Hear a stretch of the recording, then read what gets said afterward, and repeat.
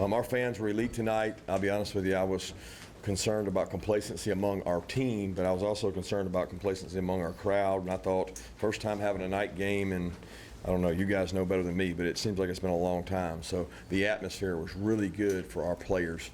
We didn't exactly respond to it well early, but I really thought our fans were really good. We talked a long time this week to our players about setting the standard for how we prepare for games. Like during the week of practice, and then how we prepare for games on Friday, and then how we prepare for games on Saturday. And I thought they really did a good job of that every day. And then set the standard for how we play the games. We probably didn't meet that criteria, but I did think we had some players grow up out there today. And when you look on the sideline and there's 5 and 6 guys that are dinged up and banged up, and we knew there was going to be some butterflies for some guys, particularly on offense, and I thought they grew up tonight. So we get feedback, right? Like the next step in this process is, what is the feedback? And I'm not talking about feedback from you guys. Unfortunately, I don't care what you think or what you say, but we got feedback on the tape now. So we get to watch the tape and say, what does the feedback say, and figure out who we are and where we go from here. I was very proud of Carson in his first start. I thought he had great composure. Really, that was almost the epitome of every scrimmage he had. He threw the ball away when he had to. He hit the spots when he had to. He made good decisions. He didn't put us at risk. He made good checks. He did some really good things, and I'm really proud of him. We got to get some more help around him from weapons and get some guys healthy, but proud of what he did. Got to turn the ball over better on defense, and we got to make some plays on special teams. But I thought C.J. Smith and Muse really stepped up tonight. They're two guys that had outstanding camps, and it rolled over into opportunities. I mean, those two guys had never really made a play in a game, and they went out there tonight and were able to do that. That'll pay dividends down the road. So with that, I'll open it up for you guys' suggestions or questions. Coach, you mentioned y'all practiced relatively well this week. When there's a slight, maybe a disconnect between practice performance and game performance, where might that disconnect lie? It could be anxiety. It could be the team we play. They did a good job. They I wouldn't say they controlled the line of scrimmage, but they stopped the run well. We were not explosive in the run game outside of 2 runs, maybe, I don't know. But they did some nice things, and we got an opportunity to improve on a lot of things and get better, and find the guys that we got to say who touches the ball. And there were some pretty good ones over there on the sideline that didn't get to touch it, and we knew we were going to have to spread it around and get Ra involved, get Arian involved, get Dylan Bell involved, and find guys that are going to be weapons for us throughout the year. Dom, Muse, and we got to continue to use those guys. No Glad and no Marcus. What are they dealing with? And then sort of going off what you were just saying, your evaluation of the receivers who did play, how they played tonight. Hard to say. I hadn't watched it much. Lad's dealing with a back. Marcus is internal issue. So, I hope to get both those guys back soon. And we got to get better all the way around the board. We got to get everybody back. Jackson Meeks is a guy that had an unbelievable camp who's dealing with a foot injury. So when you look at it, there's just a lot of guys that are just beat up and banged up. But that's not an excuse. That's just we got to go out there and play with the guys we got. Kirby had a new offensive coordinator for the first time since 2019, I guess. 2020 was the first for Todd. But how do you think things went with Mike tonight? Well, it went really well. I thought we struggled a couple times early. One of the most critical plays, 2 plays in the first half, where we had a 3rd down that we executed probably 1,000 times in camp, and Dom and Carson were on the same page. Ended up Carson thought he was going to sit down. Dom thought he was breaking in. He threw a little behind him. We convert that. We feel like we go on and score. That hurt us. And then settling for a field goal before the half was frustrating. We've been really good in those situations. Like we were going to get a score there, a touchdown, and we're going to get the ball right back in the second half, because when you get the last possession, the first possession, you can go 14-0. And we missed out on those 2 things. So I wish I had those 2 back. But I thought that our guys functioned well, especially when Carson was in and out of the pocket, getting the ball to Brock, which we limited that some. We could have certainly got it to him even more. But we want to make sure that we're smart about that and we get the ball to other guys. Kirby, you got the young quarterbacks in late. Can you comment on Brock and Gunner? Yeah, I thought both of them got to come in and play. It was important to let them play and not sit there and hand the ball off. And Gunner's group didn't execute as well as maybe they should have, and he made some plays around it with his feet. Brock's group got holdings and cost him one series there that he played well. They just self kind of inflicted wounds around it we can't have. But he came out and had another good series. So both those guys, look, guys, they continue to get better. And I am so pleased with their progress and what they're doing. We're in such a good position there because they both play. I mean, you only saw, I don't know, 6, 7 plays of each one of them. I've seen 20 and 30 plays of them, and I feel really good about each day they get better. With Carson, did you sense him getting more and more comfortable as the game went on with each year? I never thought he wasn't comfortable. Like, Carson's got a calmness about him and poise about him. There's really only 2 throws I wish he had back. You know, the overthrow to Arian that was really long, and Arian got behind the defense, and then the third down that, I mean, we should have executed that. Kirby, obviously it's only the first game, but when the bar is so high, expectation level is so high, and you're playing a program that a lot of people think you should walk over. I'm just curious as a coach how you measure what a successful night is. The expectations are never higher than they are in our building. So we have high expectations, and I think our coaching staff will tell you that if you're sitting on our headphones and you're sitting in our building, we internally look at ourselves harder than anybody. But I'm never going to apologize for a win. I learned a long time ago when a player that's not here in the NFL now came to me and said, I've never felt like when I win, I lose. And it'll never be that way for me. So I'm very proud of the guys and ecstatic. We got a lot to work on, though. Coach, you mentioned allowing the younger quarterbacks to operate within the offense. Has that been a philosophy change over the years where we got to give guys game reps, or is that something you've always stood by? I've always stood by it. It's just been times that the game was too far out of hand, or maybe it was the third quarterback and not the second quarterback. You know, the third quarterback sometimes is further away, and we got a battle going on it too that we need to see who's going to play if something, you know, happens to Carson. And those 2 guys are neck and neck, and we want to give both those 2 guys an opportunity to play. Last year was a little different because Carson needed to come in and play, and Brock didn't always get those opportunities. But we want to see Brock and Gunner both go in and play within the offense, because that's where you see their mistakes and their flaws, or you see their strengths and their weaknesses. Kirby, you were pretty blunt about the run game in the first half in your halftime assessment on radio. How much of that is intensity versus scheme or just execution? You know, I don't know. I have to go back and watch the tape and see. I don't think it's necessarily a scheme. I mean, we have the runs we have, and we run the same runs everybody in America runs. So a lot of that's going to be, do we get movement? Did we have the wrong mic point? Did they just whip us? You know, there's times where we didn't get movement and should get movement. And did a back make anybody miss? Because ultimately, the best runs I've ever seen are the ones that you break tackles on, and you got to be able to do that too. Going back to that Marcus internal issue, is it something with the school, the team, something off the field that happened? When you're saying it's internal? I don't think I have to discuss that, right? So it's one of those deals that we keep our discipline internal, and Marcus knows why he didn't play tonight, and hope we get him back. Kendall, he was first back in there, and seemed pretty excited about getting to play, overcoming those injuries and everything. How did you feel about his performance? He was not 100%. He played because he wanted to play and he wanted to help. He didn't want us to have to go out and play with 2 backs that had never played a college football game.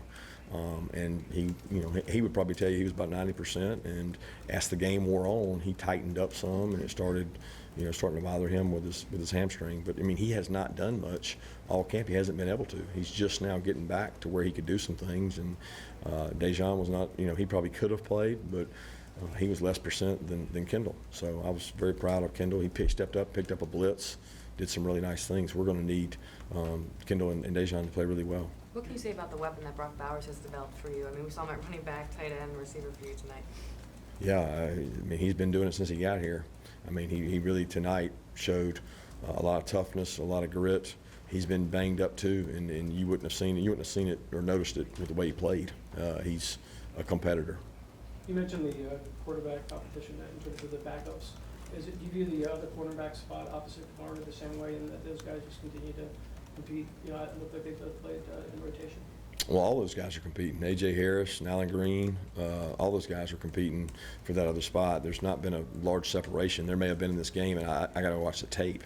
But they'll continue to compete every day in practice, and Kamari knows he's got to play well too, because the other guys around him are. So there's nothing that's just locked up and done. It never is at our place. Given the injuries at running back, what do you make of Roger Robinson's performance tonight in his first career game? I was proud of Roger. It's nothing like the first time. In my experience, I've learned from being an assistant coach, defense coordinator, and head coach that it takes probably 4 to 5 games before a freshman's comfortable. And we got to get through that with some guys. Every year we've been here, somebody, I mean, Jonelle goes out the first play and just like, they just, sometimes they just do crazy stuff. And you're like, what are they doing? And you got to get through those. And he took one step closer to doing that. I mean, Andrew's in the same boat as him, right? He's a year older, but he hasn't played. So we got to bring those two guys along because they're big physical backs, and we need to get some production out of them.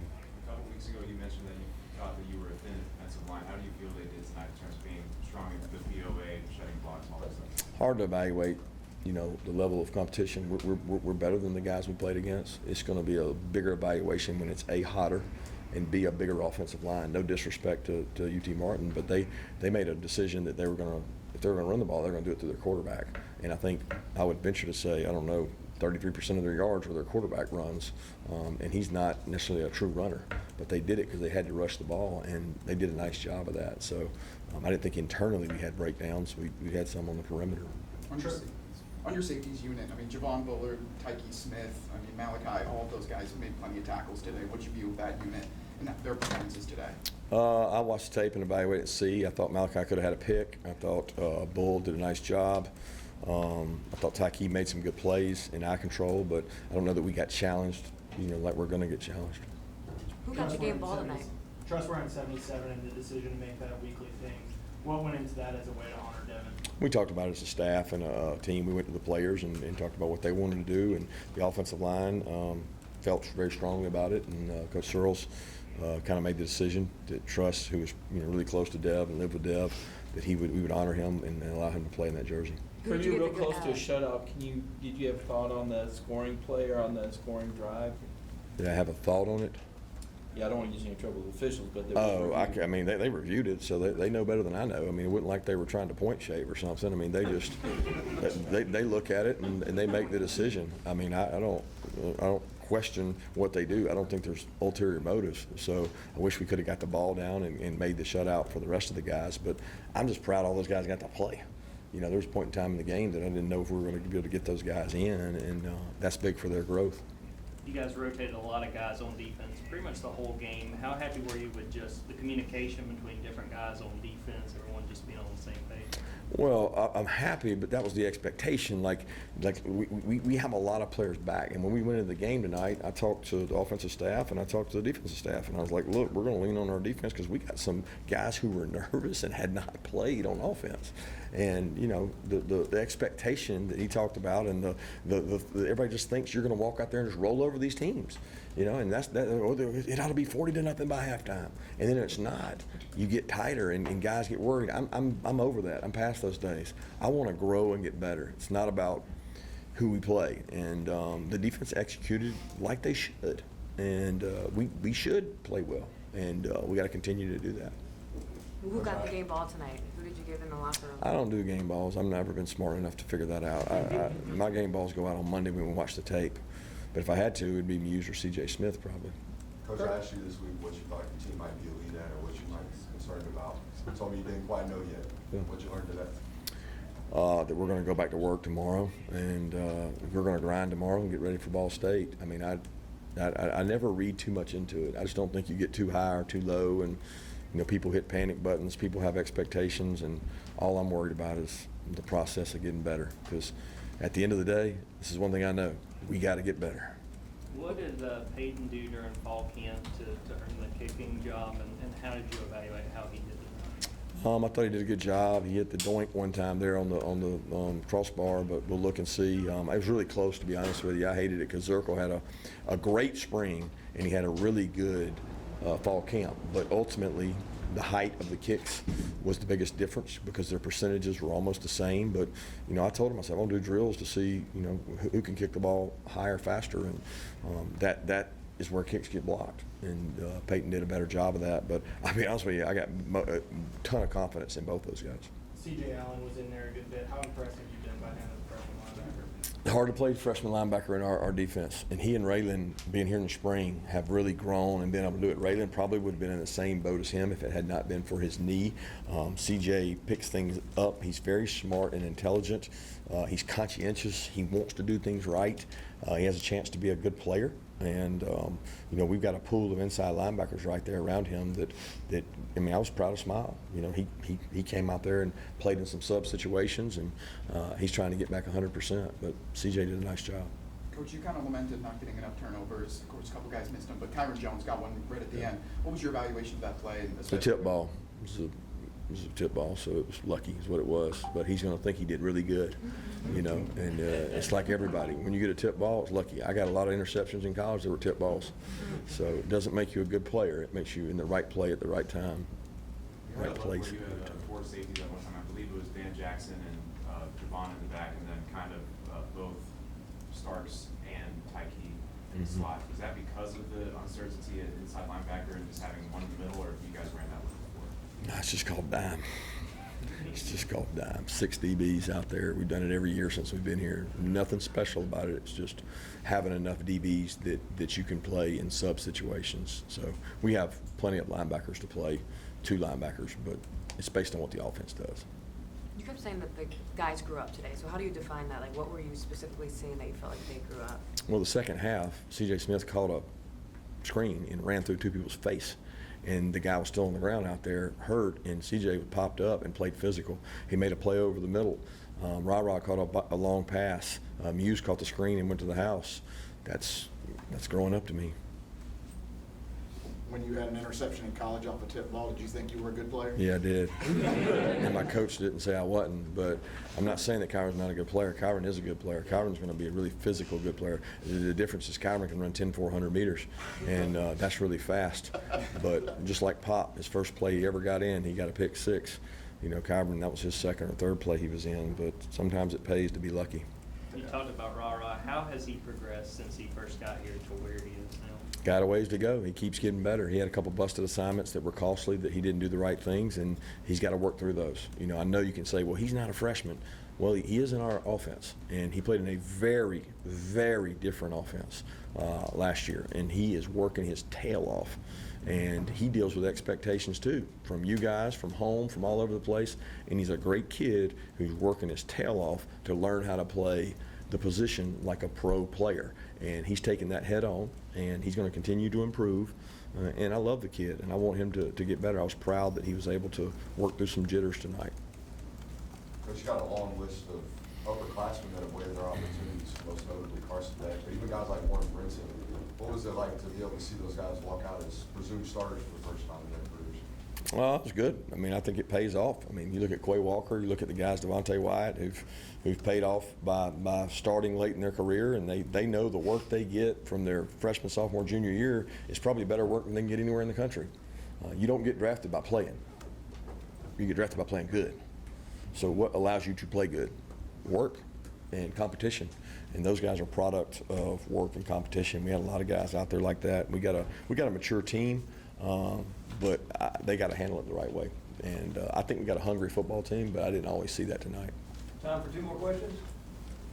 Coach, Ernest Green on that left tackle spot. I mean, without looking at film initially, how'd you feel like he did in his first start? I couldn't say. I know there was one time he got beat inside, forced Carson to get out of the pocket, that we threw it to Dom late over this middle, and Dom got hit, that we would have been an easy completion.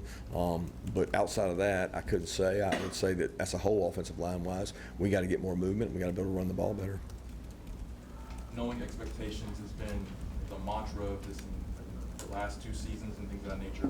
How do you go preaching to your guys and your coaching staff about the poise that is important to maintain throughout this season and throughout, the rest of your career? Yeah, I don't think our mantra has been about expectations for the last 2 years. Our mantra is always about getting better and working. That's what our mantra is. We live outside expectations. I realize they're there. That's not foolish, but I'm old enough and smart enough and wise enough to know you better enjoy moments like tonight, because you don't get them all the time. And winning football games is not easy, no matter who it is.